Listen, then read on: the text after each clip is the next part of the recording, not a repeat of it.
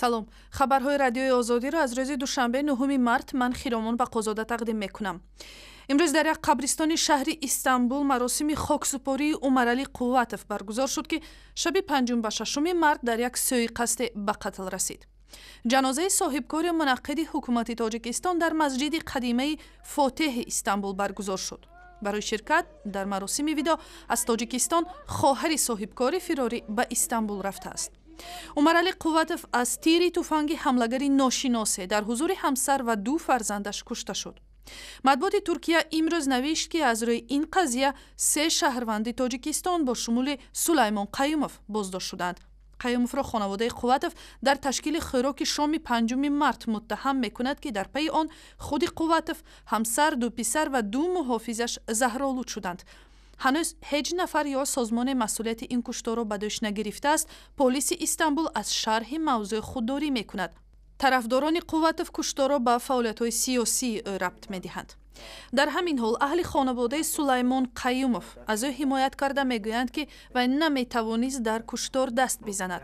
Раҳмон Қаюмов, бародари Сулаймон Қаюмов, дар як суҳбат бо радиои озодӣ аз ноҳияи Восеъ гуфт, ӯ як тоҷир буду бо ҳадафи савдо 3 моҳ пеш ба Туркия рафт. Ба гуфтаи ӯ бародараш пеш аз тарки Тоҷикистон карданаш бо Умаралӣ Қувватов шинос набуд. барои мақсад рафт, мақсад як тиҷорат бибинем охир. баъд як 2 моҳ 3 моҳ аз мақсад не. хеле гап шид. баъд ӯ ягон рабте надорад. айхонаи биромадай баъд ҳодиса шида. яъне шумо мегӯед ки гунаҳгор нест? гунаҳгор нест. айхонаи бародари ман биромадай чанд метр чанд қадай рафта баъди ҳодиса шида. шакли пурраи ин суҳбат дар сайти интернетии радиои озодӣ дастрас аст.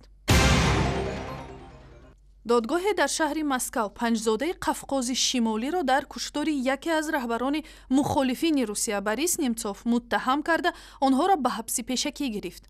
ҳамаи онҳо дар рӯзҳои 5 то 8 март дар қаламрави Ингушистону Чеченистон боздошт шуданд. Заур Дадаев, яке аз боздоштшудаҳо, гӯё эътироф кардааст, ки Немцовро куштааст.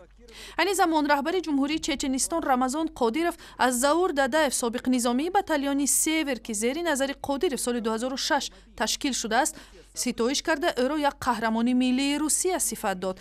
дар шабакаи иҷтимоии Инстаграм Қодиров шаби гузашта навишт, ки Дадаев ба ҳангоми эътирофи ин куштор гуфтааст, ки аз баъзе изҳороти таҳқиромези Немцов дар ҳаққи дини ислом норозӣ буд. зимнан тафтиш мегӯяд, ки яке аз ангезаҳои куштори Немцов метавонад ҳамин мавзӯъ бошад. вале дар Русия ва берун аз он бисёриҳо ин фарзияи тафтишотро бо шубҳа қабул карданд. Маҳмадсаид Убайдуллоев, шаҳрдори Душанбе, аз додситони нави пойтахт хост масъалаи сохтмонҳои ба гуфтаи ӯ ғайриқонуниро таҳти назорат бигирад. ин мавзӯъ рӯзи 9 март дар ҷаласаи шаҳрдорӣ баррасӣ шудааст. раиси шаҳр тақозо кард, ки назорати прокурорӣ аз болои масъулине пурзӯр шавад, ки бинобар хунукназарӣ дар иҷрои вазифаҳои хизматиашон ба бунёди сохтмонҳои ғайриқонунӣ сабаб мешаванд. дар пойтахти Тоҷикистон солҳои охир дар чаҳорчоби барномаи генералии бозсохти симои шаҳр, бахусус дар хиёбонҳои марказӣ, сохтмони манзилҳои истиқомативу кории нав дар авҷ аст. дар арафаи 8 март як ҳайати мақомдорону соҳибкорони муъминобод аз оилаи Карим ва Дилафрӯз Холбобоевҳо дидан карданд, ки аввали моҳи январ соҳиби сегоник шуданд. ба хотири кӯмак дар ғизои Фотима, Зӯҳро ва Тоҳир мақомоти як гову гӯсоларо ҳам тақдим карданд. ташхиси хонагии тиббӣ нишон дод, ки саломатии атфоли 2 моҳа хуб буда дар шароити мусоид бузург мешаванд.